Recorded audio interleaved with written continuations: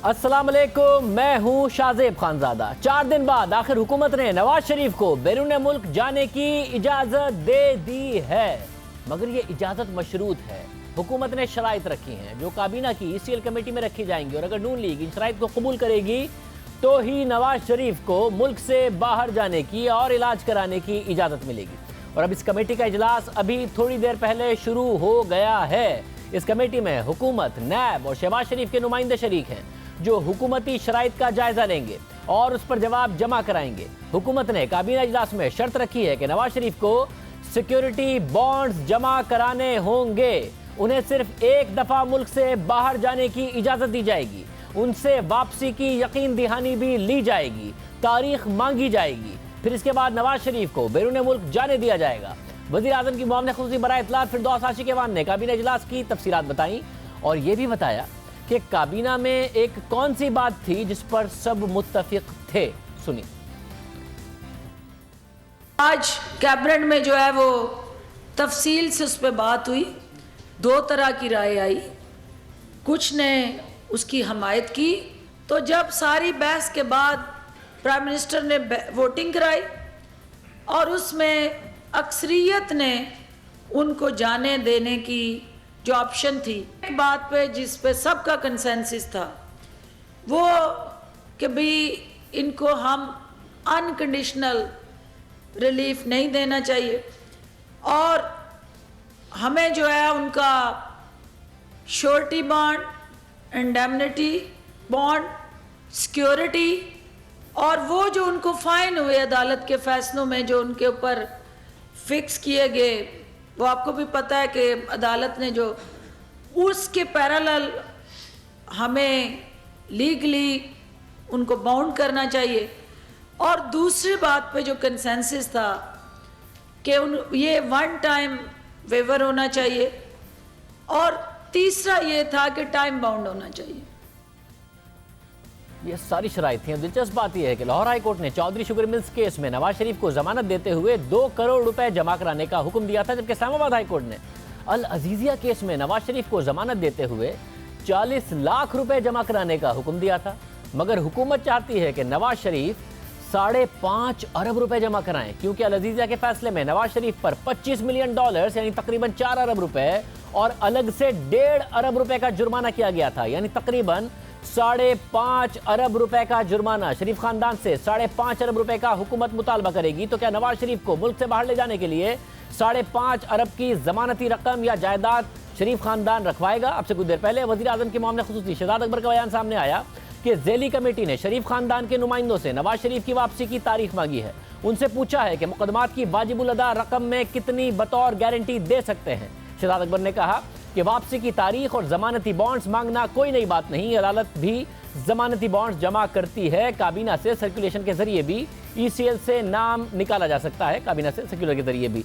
हमारे साथ मरियम औरंगजेब साहिबा मौजूद होंगी, उनसे पूछेंगे कि कितनी रकम जमा कराने के लिए शरीफ खानदान तैयार है, क्योंकि शहजाद अकबर साहब कह रहे हैं कि उनसे ये बात पूछी जाएगी, क्या शरीफ खानदान नवाज शरीफ को मुल्क से बाहर अर्जेंट बेसिस पर इलाज के लिए ले जाने के लिए ये रकम देने के लिए तैयार होगा। मरियम औरंगजेब साहिबा हमारे साथ मौजूद होंगी। और फैसला आखिरकार हुकूमत ने किया है, हुकूमत ने ही करना था। 4 दिन तक हुकूमत का मौक़िफ़ वाज़ेह नहीं था। हुकूमत ने नवाज शरीफ की बीमारी को तस्लीम किया, मगर इजाज़त देने के मामला दीगर इतारों पर छोड़ा। फिर आज वफाकी काबीना के फैसले से पहले वफाकी काबीना की ज़ेली कमेटी बराए ECL के 2 इजलास हुए और फिर काबीना के बाद एक इजलास जारी है जिसमें नैब और शहबाज शरीफ के नुमाइंदे भी शरीक हैं। हुकूमत में इस हवाले से इख्तिलाफ था।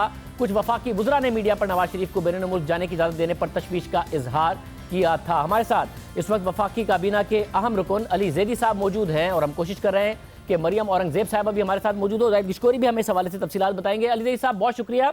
अली ज़ैदी साहब, अदालत ने जब जमानत दी नवाज शरीफ साहब को तो रकम 40 लाख रुपए इस्लामाबाद हाई कोर्ट ने, 2 करोड़ रुपए लाहौर हाई कोर्ट ने ली। आज वफाकी काबीना कैसे इस फैसले पर पहुंची? एग्जैक्टली क्या हुआ? वज़ीर आज़म क्या सोचते थे, आप लोग क्या सोचते थे कि उनसे तकरीबन अल अजीजिया का 5.5 अरब का अमाउंट बनता है, इतने पैसे लेने चाहिए? देखिए, एक जजमेंट उनके खिलाफ है शाहजेब, जो कि एवनफील्ड अपार्टमेंट्स को भी लिंक करती है, पैसे भी मांगती है डॉलर्स में, और दूसरी एक उनका केस चल भी रहा है चौधरी शुगर मिल का। जो भी उनके खिलाफ जजमेंट्स हैं, हमारा तो बड़ा सिंपल था। देखें, हम किसी को पहले तो बात यह है कि अफसोस है कि 3 दफ़ा प्राइम मिनिस्टर रह चुके हैं पूरे पाकिस्तान में, एक अस्पताल ऐसा नहीं है जो उनका इलाज कर सके, ना बाहर से कोई डॉक्टर आ सकता है उनका इलाज कराने। चले वो अब एक अल्लाह ताला उनको सेहत दे। ये भी मुझे अभी तक समझ में नहीं आई Shahzeb, I want to make a point here कि अगर कोई खुदा ना खासा इतना बीमार है, और मैं दोबारा दुआ करता हूँ अल्लाह ताला उनको शिफा दे, इतने वो बीमार हैं कि उनका पाकिस्तान में इलाज हो नहीं सकता, लेकिन बैठे वो घर पे हैं। अब हफ्ते 10 दिन से उनका कोई दोबारा टेस्ट नहीं हुआ। मतलब why is he not in intensive care in the hospital, कि जब उनको एक सारे डॉक्टर्स ऊपर बैठे हैं, हर चीज़ उनकी मॉनिटर करे, अल्लाह उनको शिफा दे। यानी अली साहब, लेकिन वो अपने घर जाके आपको भी लेटे हुए हैं और फिर भी कह रहे हैं बीमार है। अदालत मैं जानना चाह रहा हूँ गुलाम सरवर साहब, जरा आपको भी शक है कि नवाज शरीफ साहब उतने बीमार नहीं है जितना बताया जा रहा है? आपको भी शक है? नहीं, मैं तो देखें, मैं तो ना डॉक्टर हूँ ना मैं मेडिकल रिपोर्ट, मुझे नहीं समझ आती कि क्या लिखा होता है। मैं सिर्फ एक बिल्कुल ब्लैक एंड वाइट आम आदमी वाला सवाल पूछ रहा हूँ एक इंसान खुदा ना खासा को जो बीमार है, और मैं दोबारा तीसरी दफ़ा दुआ कर रहा हूँ अल्लाह उनको शफा दे, घर पे क्यों है, अस्पताल में क्यों नहीं है? मतलब इसमें कितना इससे इतनी बीमारी है कि पूरे पाकिस्तान में उसका इलाज नहीं हो सकता। मगर क्या ऐसा हुआ कि वजीर आजम ने आज काबीना के इजलास में ये कहा कि मैंने आज़ादाना तौर पर भी तहकीकात कराई है, नवाज शरीफ साहब वाकई बहुत बीमार हैं और उन्हें इंसानी बुनियादों पर बाहर भेजने का फैसला हमें करना होगा क्योंकि नवाज शरीफ बहुत बीमार है, मैंने आज़ादाना तौर पर तहकीकात कराई है, वजीर आजम ने कहा आज काबीना में? 14 आदमी का जी डॉक्टर्स हैं, वो सारों ने तहकीकात करके कहा है कि उनकी तबीयत नासाज है, और उन्होंने कहा कि जी काफ़ी प्लेटलेट्स का भी इशू है, उनको हार्ट का भी इशू है, किडनीज़ का भी है, उनको शायद शुगर का भी है। मैं किसी चीज़ को भी डिनाई नहीं कर रहा, मैं कहता हूँ कि अल्लाह उनको शफा दे, लेकिन अस्पताल में होना चाहिए ना। शाहजेब एक आम आदमी की क्या सवाल पूछेगा? अगर उनके डॉक्टर्स, पंजाब का मेडिकल बोर्ड इस बात से मुतमईन है कि उन्होंने अपने घर पर आईसीयू बनाया हुआ है। डॉक्टर शम्सी भी जब कराची से गए थे तो उन्होंने प्रेस कॉन्फ्रेंस में कहा कि जब ये बीमारी किसी को हो जाए और उसके प्लेटलेट्स जब तक 20,000 से नीचे नहीं गिरते, हम उन्हें कहते हैं कि आप मेडिसिन लें और घर पर रहें। तो ऐसा नहीं है कि नवाज शरीफ साहब के, डॉक्टर शम्सी ने ये बात कही थी, तो अगर उनके 20,000 से ऊपर हैं, वो घर पर हैं, आईसीयू बनाया हुआ है या उसकी फैसिलिटीज दी हुई हैं, तो या तो आप ये कहें कि उनकी बीमारी ठीक नहीं है, या फिर अगर वजीर आजम भी कन्विंस कर रहे थे आज अपनी काबीना को कि वो वाकईतन बहुत ज्यादा बीमार है, तो फिर आप सवालात कैसे उठा रहे हैं? मैं तो सवालात एक आम इंसान वाले उठा रहा हूं। मैं तो अभी भी कह रहा हूं कि जी अगर हमारे पास जब आया, हमसे पूछा गया, हम सारों ने अपनी राय दी, और ज़रूरी नहीं है कि हमारी पार्टी के अंदर बड़ा जमहूरी अमल है, हो सकता है मेरी राय मुख्तलिफ हो किसी और से। हम सारों ने राय दी कि जी अगर कंसेंसस इस पर बिल्ड हुआ कि आज जो रात को कमेटी का इजलास हो रहा है 9:30 बजे, हमने उनका उस कमेटी को ये कहा कि देखिए अगर वो अपनी इंडेमनिटी बॉन्ड्स और गारंटीज़ और जो भी कुछ वो रखवाते हैं और बाहर जाना चाहते हैं वन टाइम इलाज कराने के लिए, तो हम नहीं रोकेंगे, चले जाएंगे। अब अंदर किसने मुखालिफत की और किसने सपोर्ट की, let's not get into that, because एक दफ़ा जब कलेक्टिव डिसीजन हो जाता है तो फिर कलेक्टिव डिसीजन। अगर शरीफ खानदान वो बॉन्ड नहीं देगा फिर क्या होगा? फिर इस हवाले से क्या फैसला हुआ? फिर we'll tell you, we'll cross the, अभी भी मैंने सुना है कि वो नहीं दे रहा है, वो हम तो कह रहे हैं जाओ। अच्छा मुझे बताएं शाहजेब, आप मुझे जानते हैं, मैं भी आपको जानता हूँ, कई साल हो गए। 2 बेटे हैं माशाल्लाह, इनके जवान बेटे हैं, वो बेटों को अपने वालिद की फिक्र नहीं है।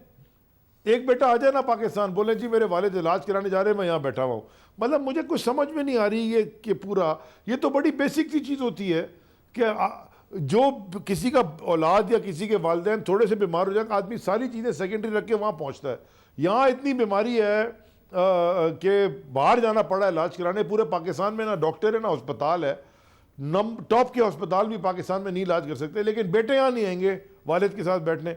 मैं तो ये क्वेश्चन मार्क्स छोड़ रहा हूँ, और ये अजीब है, कल उज़ैर बलोच शर्त रख देते ना ये कि हुसैन या हसन में से कोई वापस आएगा, कोर्ट उज़ैर बलोच को देगी। मगर मैं जानना चाह रहा हूं, ये शर्त रख देते कि हसन या हुसैन नवाज में से कोई वापस आएगा तो फिर जाने देंगे। मतलब फ्राइडे तक आप लोग क्लियर थे कि जी वजीर आजम ने फैसला कर लिया है, फिर अचानक ये आज ये श्योरिटी बॉन्ड की बात कैसे आई? जब वजीर आजम फ्राइडे तक क्लियर थे कि हाँ जी ये बीमार हैं, अदालत ने हुक्म दे दिया है तो ये चले जाएं, ये श्योरिटी बॉन्ड की कैसे आई? क्या काबीना ने प्रेशर डाला कि सर आपने जो नैरेटिव बिल्ड किया है, इंप्रेशन जा रहा है कि आप एनआरओ दे रहे हैं, तो उसको नलीफाई करने के लिए, उस तासुर को जायल करने के लिए श्योरिटी बॉन्ड का मामला रखिए? नहीं, एनआरओ, हमने कभी भी एनआरओ का नैरेटिव बिल्ड नहीं किया। प्राइम मिनिस्टर क्लियर कट कई दफ़ा 2 दिन पहले भी कह चुके हैं, मैं किसी को, ना कोई केस माफ हो रहा है ना एनआरओ। हम कैसे, एक देखिए शाहजेब, एक था चार्ज लगना, ये कन्विक्ट हो चुके हैं, सुप्रीम कोर्ट ऑफ पाकिस्तान से कन्विक्ट हो गए, अब कैसे एनआरओ होगा? ये तो चार्ज लगने से पहले होती ना चीजें, या ड्यूरिंग द चार्ज की चार्जेस आर ड्रॉप्ड। यहाँ चार्जेस ड्रॉप नहीं, यहाँ तो कन्विक्शन हो चुकी है, और मैंने आपने तो नहीं की, सुप्रीम कोर्ट ने की, इससे बड़ा तो कोई कोर्ट नहीं है पाकिस्तान में। अली साहब, ये बात आपने वजीर आजम को नहीं कही कि जब आप कैसे बात करते हैं कि मैं एनआरओ नहीं दूंगा? भाई ये तो सुप्रीम कोर्ट में मामला है, तो चार्ज हो चुका है, ये तो अदालत में मामला। आप कहते क्यों है कि आप एनआरओ दे सकते हैं? क्योंकि वजीर आजम साहब आप एनआरओ दे ही नहीं सकते, और भी आप वजीर आजम को नहीं कहते ये बात। और भी तो है ना, जो भी नैब में देखें, वो तो बड़े अम्ब्रेला की बात करते हैं ना, और भी तो है ना जो भी कन्विक्ट नहीं हुए लेकिन नैब के चार्जेस भुगत रहे हैं या कोर्ट्स में भुगत रहे हैं, उन पे भी तो चार्जेस लगे हुए ना। तो नैब वाला वजीर आजम के हाथ में है क्या? एनआरओ नहीं दूंगा इसका मतलब है किसी को भी नहीं दूंगा। अरे नैब वाला वजीर आजम के हाथ में है क्या कि वो दे सकते हैं एनआरओ? नैब वाला नहीं, किसी के हाथ में नहीं होता, लेकिन इससे पहले पाकिस्तान में क्या होता रहा है मुझे बताइए। नवाज शरीफ के ऊपर जो चार्जेस फ्रेम हुए थे, जो वो कागज साइन करके गए थे मुशर्रफ के जमाने में, वापस आए, वो सारे केसेस क्या हुए? अपनी मर्जी के जज लगा के कि भूल गए कि जजों की कॉन्वर्सेशंस फोन पे क्या होती थी। वो जो जज लगे थे साहब, उसी पनामा में वही, और एक के ऊपर उन्होंने वो अपने आप को माफी करवा ली। सो मेरा कहने का मकसद है कि पाकिस्तान में होता रहा है, मगर सुप्रीम कोर्ट ने नवाज शरीफ को इंडिपेंडेंट कर दिया। अच्छा, मगर सुप्रीम कोर्ट ने नवाज शरीफ को डिस्क्वालीफाई किया, जो आप मानते हैं। इस्लामाबाद हाई कोर्ट ने नवाज शरीफ साहब को जमानत दी, यानी जो मुश्किल काम था वो अदालत ने कर दिया। लाहौर हाई कोर्ट ने नैब के एक पेंडिंग केस में उनको जमानत दी, जो इंक्वायरी की स्टेज पर, इन्वेस्टिगेशन के स्टेज पर है, वो मुश्किल काम भी लाहौर हाई कोर्ट ने कर दिया। तो अब तो उन्हें मुल्क से बाहर जाना था, जिस पर आपने कहा नहीं हम श्योरिटी बॉन्ड देंगे, जिसकी आज तक नजीर नहीं है, ना ही कानून में इसकी कोई गुंजाइश है कि आप ईसीएल में डालने से पहले हुकूमत कहे कि नहीं आप हमें श्योरिटी बॉन्ड देंगे। तो आपने ये फैसला सियासी बुनियादों पर किया है ताकि आप अपने वोटर सपोर्टर को बता सकें कि देखिए हमने ऐसे नहीं जान लिया नवाज शरीफ को, हमने नहीं एनआरओ दिया, हमने उससे श्योरिटी बॉन्ड लिया। चले आप ये आपका एक व्यू पॉइंट होगा, मैं अपना व्यू पॉइंट आपको बता देता हूं। अदालत का फैसला सर आंखों पे, अदालत के फैसले से आप एक्सेप्ट ना भी करें, आपको अमल जरूर करना पड़ता है। हम अदालत से तो नहीं लड़ने जाने लगे, हम अदालत के फैसले के ऊपर अदालत पे क्रिटिसाइज नहीं करते, लेकिन फैसले के ऊपर तो आदमी once decision is made, it's a public document, उस फैसले के ऊपर तो आप कमेंट कर सकते हैं। तो अदालत का फैसला सर आंखों पे, अदालत ने फैसला दिया, बेल हो गई। अदालत ने फैसला दिया जी इलाज कराना है, इलाज हो जाए। अब ईसीएल के ऊपर डालने के लिए तो कैबिनेट के पास आएगा ना, क्योंकि कैबिनेट डालती है नाम और निकालती है। तो जब कैबिनेट के पास आया तो डिस्कशन हुई, और एक कलेक्टिव विजडम कैबिनेट का जो था, जिसमें लीगल ओपिनियन भी थे, वो उन्होंने कहा, और वो देने को भी तैयार है। मेरे ख्याल में उन्होंने ये भी कहा कि हम देने को तैयार है। अब ये 9:30 की मीटिंग जो चल रही है इस वक्त, वो खत्म हो जाए, वो कमेटी बाहर आ जाए, वो बता देगी क्या फैसला उन्होंने किया। मगर क्या काबीना में ये भी कहा गया कि कानूनी तौर पर जहां मर्जी इलाज करवा ले, कि कानूनी तौर पर हुकूमत ये पैसे डिमांड कर सकती है, नहीं गिरने लगे, हुकूमत पैसे डिमांड कर सकती है कानूनी तौर पर, जबकि Lahore high court, Islamabad high court पहले ही उनसे जमानत के पैसे ले चुका है कि जब हुकूमत के आप हमें अलग से भी जमानत दें। और सब ये इसलिए था कि काबीना के अंदर भी डिस्कशन हुई कि वरना इंप्रेशन जाएगा कि हमने आसानी से जाने दिया। हमने इंप्रेशन नहीं जाने देना कि नवाज शरीफ को आसानी से जाने दिया। बेशक हम इंसानी हमदर्दी की बुनियाद पर जाने दे रहे।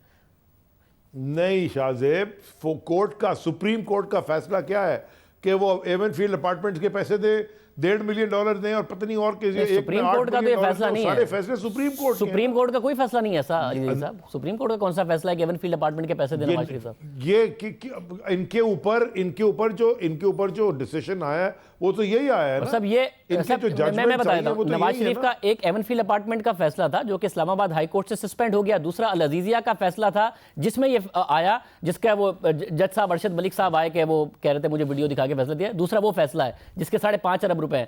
तो वो आप कह रहे हैं कि अदालत ने तो नहीं कहा, इस्लामाबाद हाई कोर्ट ने कि 5.5 अरब रुपए दो और जाओ, मगर हम कह रहे हैं कि 5.5 अरब रुपए और दो और जाओ। अदालत ने 40 लाख रुपए मांगे।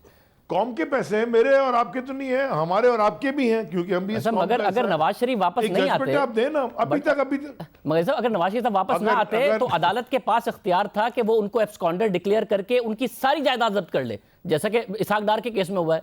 तो अदालत ये कर लेती अगर वो वापस ना आते तो ये तो और ज्यादा मौका था। अभी तक हुई तो नहीं है ना, अभी तक वो ऐसा भी तो नहीं हो रहा कि जाके वापस नहीं आए नवाज शरीफ साहब। अच्छा मैं आपको बताऊं इसहाक डार की हो गई है साहब, दुनिया के मुल्कों में इसहाक डार साहब की हो गई है। दुनिया के मुल्कों में क्या होता है, इवन यूएई और सऊदी अरब में क्या होता है, शख्सी की जमानत भी होती है। अगर कोई पकड़ा जाए उसको छोड़ने के लिए दूसरा आदमी अपना पासपोर्ट रखाता है, वो बाहर नहीं ट्रैवल कर सकता, पर उसको छोड़ देते हैं। मैं तो आपसे कह रहा हूँ there are many ways to do it. मैं ये चाहता हूँ अगर वो इतने बीमार हैं कि पाकिस्तान में उनका इलाज ना हो सकता है, हम ये चाहते हैं अगर वो बाहर जाके इलाज कराना चाहते हैं और हैं अगर वो इतने बीमार तो ज़रूर जाएं, लेकिन हमें श्योरिटी दे के जाएं कि वापस आएंगे, वो इसाकदार नहीं बन जाएंगे या परवेज मुशर्रफ नहीं बन साहब जाएंगे। अगर वो आपको ये श्योरिटी आप मांग रहे हैं जो अदालत ने नहीं मांगी और ये कानून के से हटकर आप मांग रहे हैं, क्योंकि कानून में ऐसी कोई प्रोविजन नहीं है कि वफाकी हुकूमत ECL से लोगों को निकालेगी मुझे नहीं कि पता। पैसे जरूर चले जाए। मगर मैं सिर्फ ये कह रहा हूं कि अगर आज नवाज शरीफ साहब जाते हैं और वापस नहीं आते हैं तो अदालत उनकी बेल कैंसिल करके उसके बाद उन्हें इश्तिहारी करार देके, एब्सकॉन्डर करार देके उनके जायदाद जब्त करने का हुक्म दे सकती है। अदालत के पास ये इख्तियार है। तो आप ये जो एडवांस में कर रही हैं इसलिए कर रहे हैं ना कि आपको कम से कम अपने वोटर सपोर्टर को बताना है, देखो हमने नवाज शरीफ के खिलाफ जो बयानिया बनाया था ये मत समझना हमने जाने दे दिया, हमने पैसे लिए, उससे बॉन्ड्स लिए। ये आप सियासी डैमेज कंट्रोल कर रहे हैं इस वक्त। ये भी ठीक है, मतलब इसमें अच्छा अगर हम ये कर रहे हैं तो इसमें हर्ज क्या है, तो ठीक है। तो बस हमारी माने तो ना पूरी कि politics कानून इसी की में थी, सुप्रीमेसी के accountability लिए नहीं, करप्शन के खिलाफ नहीं, अपना वोटर सपोर्टर को मुतमईन करने के लिए काम कर रहे हैं। ये नहीं आप मान लें, बस हर्ज क्या है। शाहजेब नहीं, मैं देखें आपकी वो बात मैं मान लेता हूं। आपने कहा कि जी हम इसलिए हम श्योरिटी बॉन्ड लेना चाहते हैं, हम आवाम को बताना चाहते हैं। हमारा सपोर्टर का आवाम ने हमें वोट दिया है, हमारा कोई सपोर्टर एलियन तो नहीं है, इसी पाकिस्तान के लोग हैं जिन्होंने हमें सपोर्ट दिया और मेजॉरिटी ने हमें वोट दिया है, तो हम आगे आए ना। तो पाकिस्तानी कौम को बताना चाहते हैं कि हम फ्री में नहीं जाने देना चाह रहे। आप ही के टीवी शोज में कल परसों में देख रहा था, लोगों से आप रोड के ऊपर आप ओपिनियन ले रहे, सारे कहते थे कि 85-90% कहता नहीं जाने देना चाहिए। ये वो लोग हैं पाकिस्तान के, वो ये कहते हैं कि जी गरीब को और अरीब को, ये बड़ा अफसोस है इस मुल्क का कि क्या ये फैसिलिटी हर एक को होगी, मगर ये अवेलेबल है हर आदमी अच्छा, को, अली साहब, मैं हर आदमी एक तो को जेल में अवेलेबल होगी। एक तो मसला ये है कि अली साहब आपकी पार्टी को मिला है तकरीबन 1 करोड़ 60 लाख वोट, नवाज शरीफ साहब को मिला 1 करोड़ 30 लाख वोट। तो ये तो पता नहीं 80-85% का नंबर कहां से आता है आप दोनों को, और आपको जाहिर बहुत ज्यादा अच्छा वोट मिला है और आप लोग इक्तिदार में आए। दूसरी बात, आपने जब गरीब की बार बार मिसाल देते हैं, गरीब आदमी, क्योंकि अब आप हुकूमत में अपोजिशन में नहीं है, गरीब आदमी आपसे ये कह रहा है कि भाई क्योंकि मुझे इलाज की फैसिलिटी नहीं है इसलिए नवाज शरीफ साहब को भी मारो, मुझे जेल में अच्छी सहूलत नहीं है इसलिए नवाज शरीफ साहब को भी इसी तरीके से रखो, या वो ये कह रहा है कि भाई इन्हें दो और हमें भी सहूलतें दो। तो आप उन्हें सहूलतें दें बजाय इसके कि आपके गरीब आदमी के पास नहीं इसलिए हम किसी को भी नहीं देंगे। ये आपका मॉडल क्या है? मतलब कल को ये तो नहीं है कि आप कहेंगे कि जिसके पास लोग जॉबलेस है तो जो नौकरी पर है उनकी भी नौकरियां लेंगे, लोग होमलेस है तो उनके भी घर ले लेंगे जिनके पास घर है। ये थोड़ी गरीब आदमी कह रहा है। नहीं शाहजेब, आप थोड़ी जलेबी बना रहे हैं, इसको राउंड रखे गुलाब जामुन में, जलेबी ना बनाए।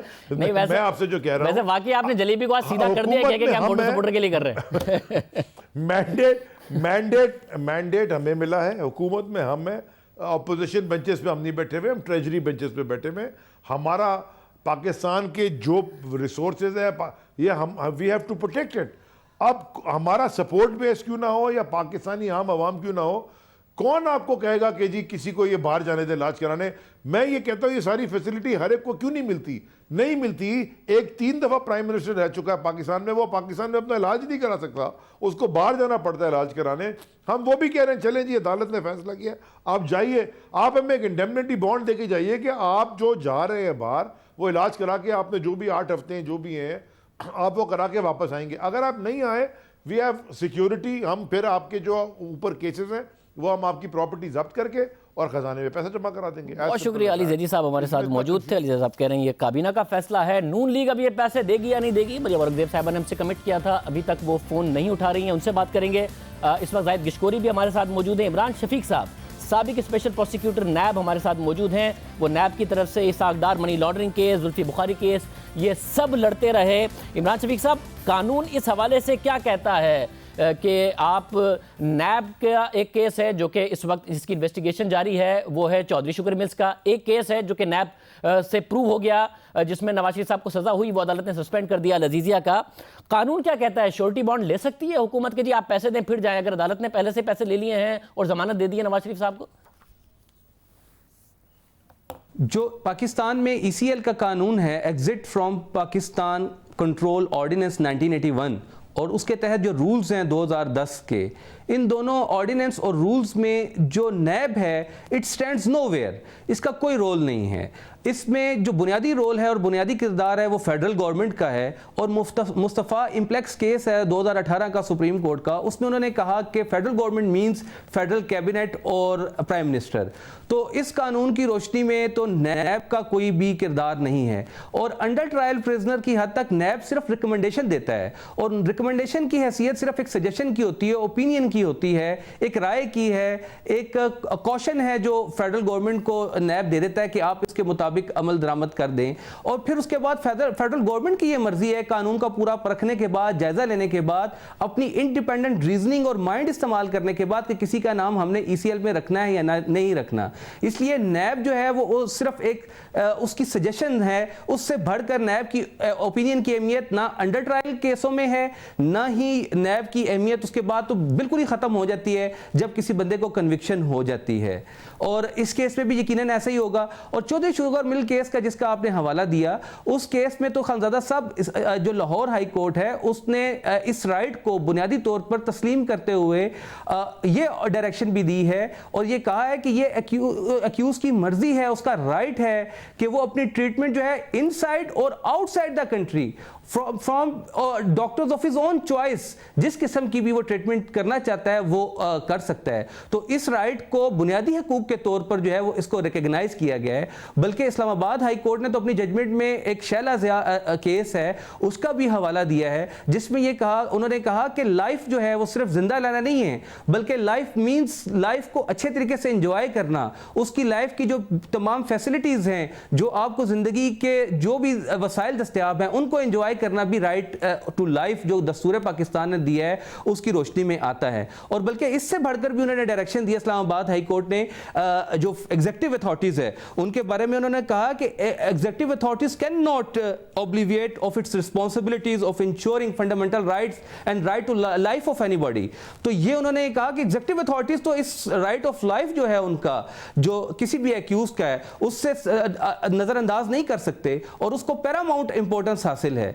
तो इस की रोशनी में सिर्फ इस बुनियाद पर देखें, कानून खानदादा साहब इस मामले में बहुत क्लियर है। नैब किसी की प्रॉपर्टीज को भी जब्त नहीं कर सकता, खुद किसी की प्रॉपर्टी को जब्त करने का जो इख्तियार है वो सारे का सारा अदालतों का है। अगर कोई मुल्जिम, चाहे वो अंडर ट्रायल है जैसे सागदार साहब के केस में हुआ, या वो मुल्जिम जो है वो ट्रायल के बाद कन्विक्शन की सूरत में अगर वो भाग जाता है, दोनों सूरतों में कानून बिल्कुल वाज़ेह है कि ये इख्तियार अदालत का है मजाज का, कि वो हुक्म जारी करेगी कि ये बंदा अदालत से भाग गया है, एब्सकॉन्डर है, पहले उसको एब्सकॉन्डर डिक्लेयर किया जाएगा और उसके बाद उसकी तमाम जायदादों को, जो एसेट्स उसके दस्तयाब हैं उनको जब्त करने का हुक्म दिया जाएगा, उसके परपीचुअल वारंट्स ऑफ अरेस्ट जारी किए जाएंगे और उसके खिलाफ जो है वो पूरी कार्रवाई की जाएगी। तो इसलिए कानून बिल्कुल वाज़ेह है, ये अदालतों को इख्तियार देता है कि लोगों की लाइफ और प्रॉपर्टी के बारे में वो जो भी डिसीजन लेना चाहते हैं वो अपनी उसके मुताबिक लें। और आप इस बात को भी ज़हन में रखें कि ये अपील है, अपील से अगर कोई बंदा मुल्जिम जो है जिसको सजा हुई है और उसने अपील फाइल की और उसके बाद अगर उसकी सजा को अदालत ने सस्पेंड कर दिया, सस्पेंड करने के बाद यकीनन उसको वो बुनियादी तमाम हकूक हासिल हुए जो एक आम शहरी को हासिल होते हैं। लेकिन अगर वो उसका नाजायज फायदा उठाते हुए वो फरार हो जाता है, तो एब्सकॉन्ड कर जाता है, तो फिर कानून अदालतों को यह इख्तियार देता है कि उसकी अपील को डिसमिस कर दें, कोई समाअत उसके ऊपर ना की जाए और उस सजा को जो नीचे वाली अदालत ने दिया उसको बरकरार रखा जाए और उसके बाद कानून अपना जो एक्शन ले और उसके मुताबिक जो जो तरीकाकार कानून ने दिया है उस सारे को इख्तियार किया जाए। तो इसलिए अंडर ट्रायल है या ट्रायल उसका हो चुका है, बहरहाल कानून का अपना एक तरीकेकार है और उस तरीकेकार से वो निकल नहीं सकता और उसमें फेडरल गवर्नमेंट को या नैब को उसके बारे में बहुत ज़्यादा ओवर एक्टिव होने की भी जरूरत नहीं होती, क्योंकि ये अदालत ने जो हुक्म देना है बेसिकली चलना अदालत के हुक्म के मुताबिक होता है। किसी की ज़मीन और जायदाद को जब्त करने का मामला हो या किसी को अरेस्ट करने का मामला हो। मतलब ये अहम बात है। मैं ईसीएल वाली भी वाले नुक्ते पर भी आऊँगा, मगर हमारे साथ रशीद रिजवी साहब मौजूद हैं। आप सीनियर लॉयर हैं, साबिक सदर हैं सुप्रीम कोर्ट बार एसोसिएशन के। रशीद रिजवी साहब बहुत शुक्रिया। रशीद रिजवी साहब, ऐसी कोई नज़ीर है, कानून इस बात की इजाज़त देता है कि अगर ईसीएल से नाम उठाया जा रहा है तो फिर हुकूमत कहेगी कि जी आप पैसे दें, जबकि अदालत ने पहले ही 40 लाख रुपए लेकर इस्लामाबाद हाई कोर्ट ने और फिर 2 करोड़ रुपए लाहौर हाई कोर्ट ने जो मसलके हैं जमानती वो लेकर जमानत दी हो नवाज शरीफ साहब को? देखिए, एग्जिट कंट्रोल ऑर्डिनेंस में तो कोई ऐसा प्रोविज़न नहीं है कि जिसमें फेडरल गवर्नमेंट जब नाम रिमूव करती है तो उसमें इस किस्म के शराइत हों। ये बड़ा यूनिक डिसीजन है और ग़ालिबन 1981 में ये ऑर्डिनेंस आया था, उससे लेके आज 38 इयर्स हो रहे हैं, 28 इयर्स हो गए, 38 इयर्स। उसमें कभी कोई ऐसी नज़ीर नहीं मिलती है, कोई ऐसी मिसाल नहीं मिलती है कि किसी का नाम रिमूव किया गया हो तो उससे इस किस्म की शर्त ली जाए। तो मैं समझता हूँ कि ये बड़ा इम्तियाजी सलूक किया गया है, ये बड़ा डिस्क्रिमिनेशन है कि एक केस में उन्होंने इस किस्म का किया।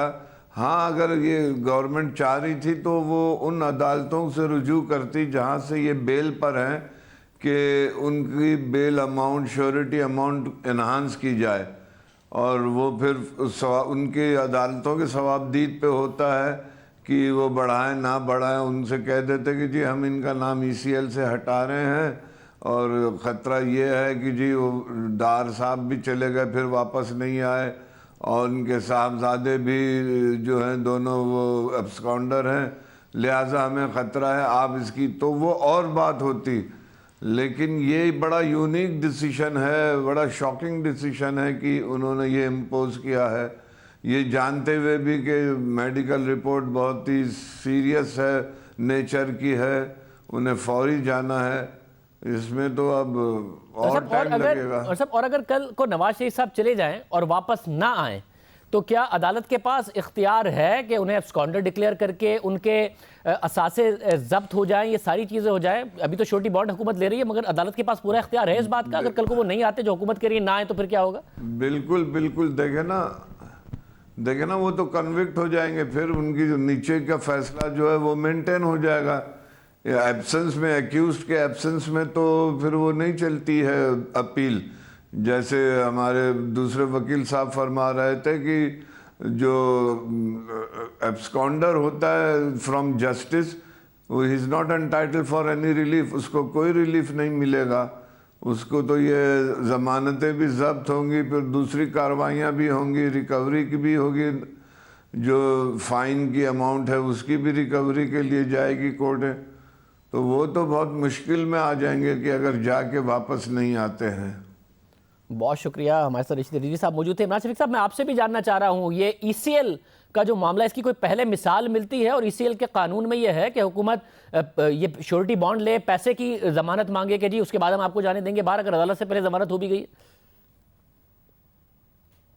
ECL का जो कानून है, जो मैंने रूल्स 2010 का जिक्र किया और जो ऑर्डिनेंस है 1981 का, उसमें ऐसी कोई बात नहीं जिक्र की गई है। सिर्फ और सिर्फ फेडरल गवर्नमेंट को यह इख्तियार दिया गया है कि किसी का नाम एग्जिट कंट्रोल लिस्ट पे डाल सकती है, उसकी कंडीशंस बताई गई हैं कि करप्शन के केसेस हों, टेररिज्म के केसेस हों, वो, लेकिन उसमें ऐसी कोई कंडीशन नहीं है कि आप, और ये इख्तियार इसी बुनियाद पर इस्तेमाल किया जाता है कि जो अथॉरिटी किसी का नाम ECL में डाल सकती है वो ECL से निकालने का भी इख्तियार रखती है। ये बुनियादी प्रिंसिपल है कानून का, लेकिन इसके ऊपर वो कंडीशन आयद कर सकती हैं, कोई छोटी बॉन्ड ले सकती हैं, इसका कोई मैकेनिज्म नहीं। और अगर वो ऐसा कोई काम करती हैं तो ये उनका और पार्टी के दरमियान कोई इंडिपेंडेंट कॉन्ट्रैक्ट तो हो सकता है, लेकिन अदरवाइज कानून ने ना ऐसी कोई पाबंदी आयद की है, ना कोई ऐसा स्कोप रखा है, और ना ही कोई ऐसा काम करने का कहा है। ये एक इजाफी चीज है जिसकी मेरी नजर में कानूनी कोई हैसियत नहीं है। बहुत शुक्रिया इमरान शफीक साहब। रशीद रिजवी साहब हमारे साथ मौजूद थे। प्रोग्राम में एक ब्रेक शामिल करेंगे, उसके बाद बात करेंगे कि अचानक वज़ीर आज़म का माइंड बदला क्यों, क्या ऐसी वजूहात बनी थी। आबिद मीर साहब से मंदिर की कहानी पूछेंगे, और मरियम औरंगजेब साहब ने हमसे कमिट किया था, अभी तक वो अपना फ़ोन नहीं आंसर कर रही हैं, उनसे भी मौक़िफ़ मालूम करेंगे कि वफाकी हुकूमत ने सीधा सीधा कहा है आप कितने पैसे जमा करा के नवाज शरीफ साहब को यहाँ से लेके जाएंगे। ब्रेक के बाद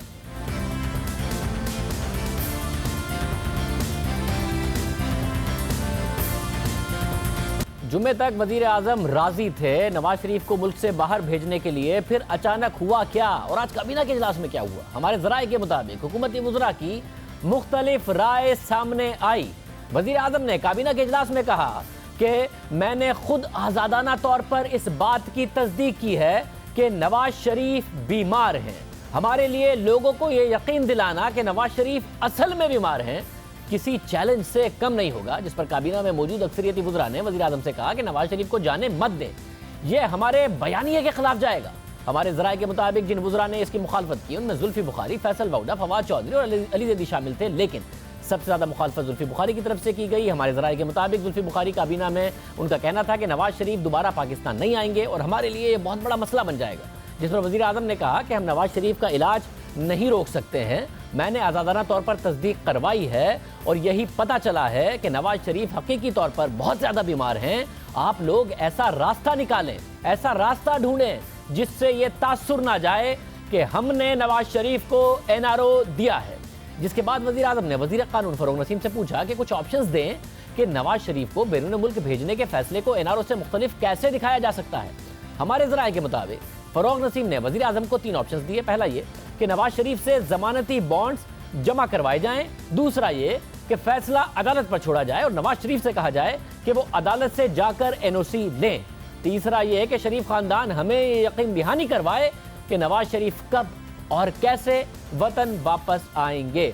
इसके बाद काबीना ने अक्सरियती फैसला किया कि नवाज शरीफ जमानत जमा करा के जाने की इजाज़त नवाज शरीफ को दी जाए और ये सारा का सारा मामला हुआ। मरियम औरंगजेब साहब हमारे साथ मौजूद है। मरियम साहबा बहुत शुक्रिया। मरियम साहबा, हुकूमत ने अपना फैसला सुना दिया और अली ज़ैदी साहब ये इशारा कर रहे थे कि आपका जो ज़ाहिर ज़ैली कमेटी में आज आपकी भी रिप्रेजेंटेशन थी कि किसी ना किसी लेवल पर माने भी हैं, क्या श्योरिटी बॉन्ड दे के नवाज शरीफ साहब को मुल्क से बाहर ले जाने के लिए तैयार है शरीफ खानदान नून लीग? जी बिस्मिल्लाहिर्रहमानिर्रहीम। शाहजेब, सबसे पहले तो अभी मीटिंग जारी है, जब आपका शो हो रहा है उस वक्त अभी ज़ैली कमेटी की, और हमें ये चीज़ें ज़राए से और टेलीविज़न से ही पता चली। अभी कोई फॉर्मल मौक़िफ़ हमें नहीं पता चला था। हमारे जो 2 रिप्रेजेंटेटिव डॉक्टर अदनान और अताउल्लाह तारड़ साहब इस वक्त उस कमेटी की मीटिंग में मौजूद हैं, और ज़राए से जो खबर आई, जो अभी आपने भी जिसका जिक्र किया, उसमें पहली बात तो ये है कि जो कोर्ट है उसके अंदर मियाँ साहब की जो बेल है, इस्लामाबाद हाई कोर्ट भी और लाहौर हाई कोर्ट भी, वहाँ सिक्योरिटी बॉन्ड्स जमा हैं और वही सिक्योरिटी बॉन्ड्स अदालत ने जो बेल के वक्त मांगे थे। और लाहौर हाई कोर्ट के फैसले के आखिरी पैराग्राफ में ये लिखा है कि मियाँ साहब अपनी चॉइस का ट्रीटमेंट, चाहे वो मुल्क के अंदर या मुल्क के बाहर हो, वो करवा सकते हैं। तो अगर कोर्ट चाहती उस फैसले के साथ ये शर्त लगा सकती थी, जो कि उन्होंने नहीं लगाई, और उस शख्स से सिक्योरिटी बॉन्ड मांग रहे हैं जो अपनी बीमार बीवी को लंदन छोड़ के अपनी बेटी के साथ वापस झूठे इल्जामात पे मुल्क में आया हो, और वो केस जो केस के उसमें जज साहब जो हैं वो फारिग हो चुके हैं और वो इस वक्त मुअत्तल हैं। तो ये उसकी असलियत उस केस की ये है। मगर नून लीग करेगी क्या? आप लोगों ने क्या सोचा है? क्योंकि जो काबीना का फैसला है वो तो वाज़े तौर पर बता दिया गया है, आज प्रेस कॉन्फ्रेंस में भी बता दिया गया, अली साहब भी बताया, आप लोग देंगे पैसे या कतई तौर पर पैसे नहीं देंगे?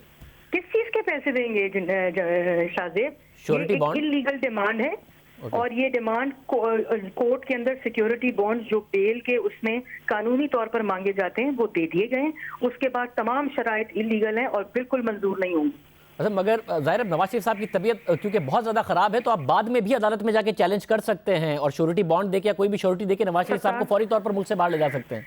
देखिए, ये नहीं हो सकता कि अदालत के ऊपर हुकूमत एक अपनी अदालत बनाकर बैठे, और ये मियां नवाज शरीफ साहब की जिंदगी और मौत का मसला है जिसके ऊपर इस वक्त मौजूदा हुकूमत और इमरान साहब सियासत कर रहे हैं, जो एक बेहिसी ऑलरेडी जो मौक़िफ़ भी गुजरा के आते रहे, आप उसको देखते रहे, और मैं उस पर बयान देकर उसको सियासत का हिस्सा नहीं बनाना चाहती हूँ कि मैं समझती हूँ एक छोटी और एक गिरी हुई हरकत की है हुकूमत ने आज।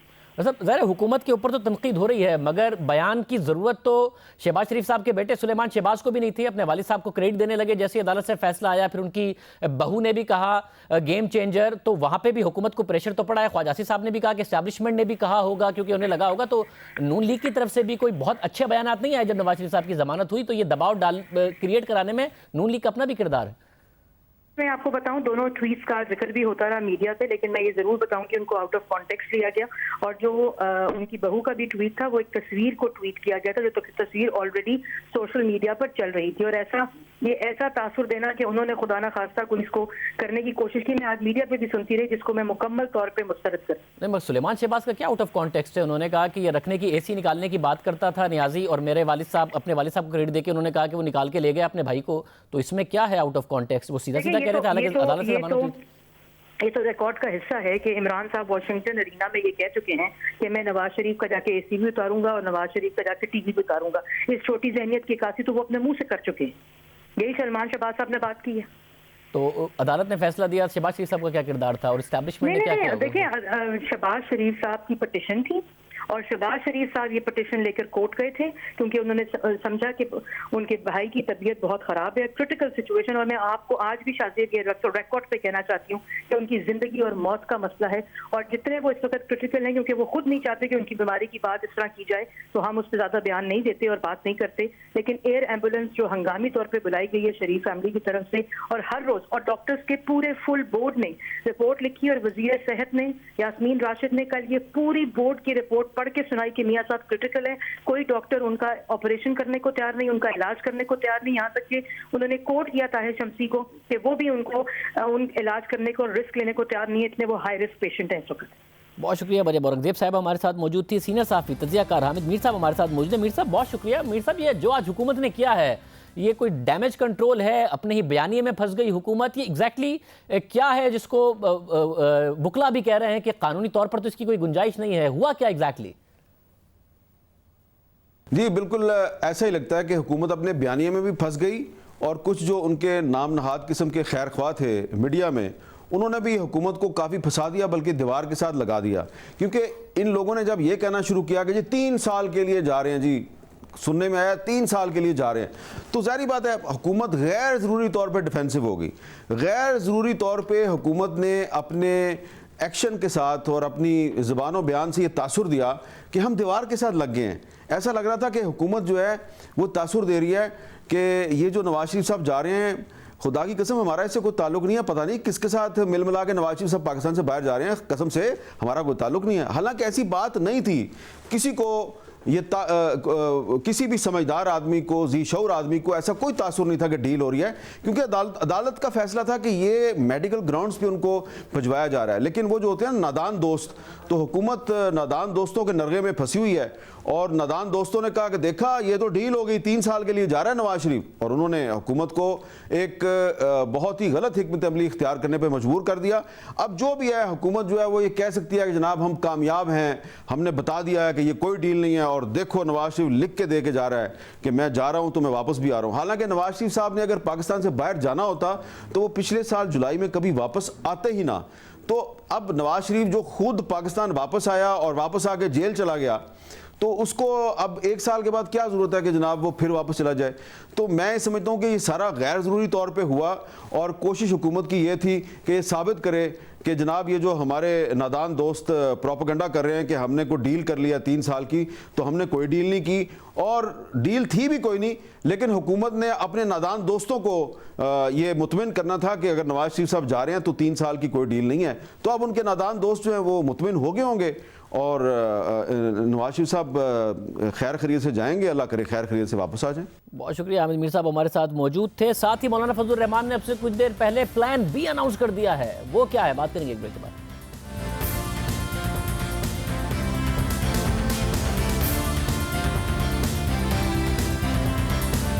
आपने यहीं रहना है, जो घरों में है वो निकलेंगे, आप उनकी इमदाद के लिए फिर यहाँ से पहुँचेंगे। उसका नक्शा और तरतीब क्या होगी वो आपको सुबह जमातें बताएंगे इंशाअल्लाह। जब आप प्लान बी की तरफ जाएंगे तो ये हकीर भी आपके साथ शाना बशाना रहेगा इंशाअल्लाह। मौलाना ने प्लान बी की तरफ जाने का ऐलान कर दिया, साथ ही धरना भी जारी रहेगा। मगर इंटीरियर मिनिस्टर कह रहे हैं जाशा साहब कि मौलाना फजलुर रहमान को बिठाए रखेंगे, उन्हें इतनी सहूलतें दे रहे हैं कि उनका दिल इस्लामाबाद में लग जाएगा और वो वज़ीर आज़म के इस्तीफे का मुतालबा भूल जाएंगे। सलीम साफ़ी साहब, सीनियर साफ़ी साहब हमारे साथ मौजूद हैं। सलीम साफ़ी साहब बहुत शुक्रिया। साफ़ी साहब मौलाना प्लान बी पर चले गए, बताया नहीं कि क्या है, हुकूमत बड़ी कंफर्टेबल है, वो कह रहे हैं बैठे मौलाना, वो मजाक क्यों उड़ाना शुरू कर दिया उन्होंने। एग्जैक्टली मौलाना क्या सोच रहे हैं, हुकूमत संजीदा नहीं ले रही है उन्हें? हुकूमत मेरे ख़्याल में इसलिए संजीदा नहीं ली कि हुकूमत ज़्यादातर इन्वॉल्व नहीं है। जिस तरह नवाज शरीफ के मामले को हुकूमत संजीदा नहीं ले रही थी, लेकिन अब हुकूमत को समझ नहीं आ रही कि क्या करें। हुकूमत की भी एक वही गलती है जो हम तज्ज़िया निगारों की है कि हम मौलाना के धरने को आइसोलेशन में देख रहे हैं, शहबाज शरीफ साहब की एक्टिविटीज़ को आइसोलेशन में देख रहे हैं, नवाज शरीफ साहब की बीमारी को आइसोलेशन में देख रहे हैं। हालांकि मेरे नज़दीक ये सारे एक पैकेज का हिस्सा है। जो मौलाना फजलुर रहमान साहब जो उनका धरना शुरू हुआ था, दूसरी तरफ शहबाज शरीफ साहब और बिलावल भुट्टो के राब्ते बढ़ गए थे, और मेरे ख़्याल में शहबाज शरीफ साहब अपने मामले को बड़ी हद तक मैच्योर भी कर चुके थे। तो जो शहबाज शरीफ साहब का प्लान है वो हतमी मरहले में दाखिल हो जाएगा नवाज़ शरीफ साहब और फिर उसके बाद मरीम नवाज़ साहबा के बाहर जाने के साथ। मौलाना फजलुर रहमान साहब के साथ संजीदा राब्ते उस वक्त से शुरू हुए हैं जब से सरकारी कमेटी के उनसे राब्ते ख़त्म हुए हैं, और मुझे लगता है कि अब मौलाना का मामला भी बड़ी हद तक मैच्योर हो चुका है। उनके प्लान बी की तरफ जाना इस बात की अलामत है कि मौलाना को भी शायद कुछ मिल रहा है, या जो कुछ वो चाहते थे तो वो उनको हासिल हो रहा है। इसीलिए आपने देखा कि ऊपर जो रहबर कमेटी की छतरी है उसको बरकरार रखा गया है। मौलाना के दबाव को, नवाज़ शरीफ साहब की बीमारी को एक तरफ पीपल्स पार्टी और मुस्लिम लीग नून की क़यादत पेश कर रही थी, और दूसरी तरफ वहाँ की सूरत हाल को मौलाना साहब पेश कर रहे थे, और जो मौलाना की बात नहीं मानी जा रही थी तो वो मजहबी कार्ड को हिला रहे थे। अब भी उनके पास मजहबी कार्ड इस्तेमाल करने का हरबा है उनके हाथ में वो कार्ड। तो मुझे तो लगता है कि मौलाना भी बहुत कुछ हासिल करने जा रहे हैं, सरेदस्त इस्तीफ़ा नहीं, और बाकी अपोजिशन जमातें भी बहुत कुछ हासिल कर चुकी हैं। बहुत शुक्रिया साफ़ी साहब हमारे साथ मौजूद थे। और मौलाना मजहबी कार्ड के हवाले से मौलाना ने जो भी गुज़िश्ता दिनों तकरीरें की हैं उन तकारीर की मजम्मत ही की जा सकती है। ख़ुद बिलावल भुट्टो ज़रदारी सोचें, नून लीग सोचें कि वो प्लान बी में मौलाना के साथ क्या उन तकारीर के बाद हो सकते हैं, और मुल्क की सियासत क्या इस तरह आगे बढ़ेगी जिस तरीके की तकारीर मौलाना कर रहे हैं। इजाज़त दीजिए, अल्लाह हाफ़िज़।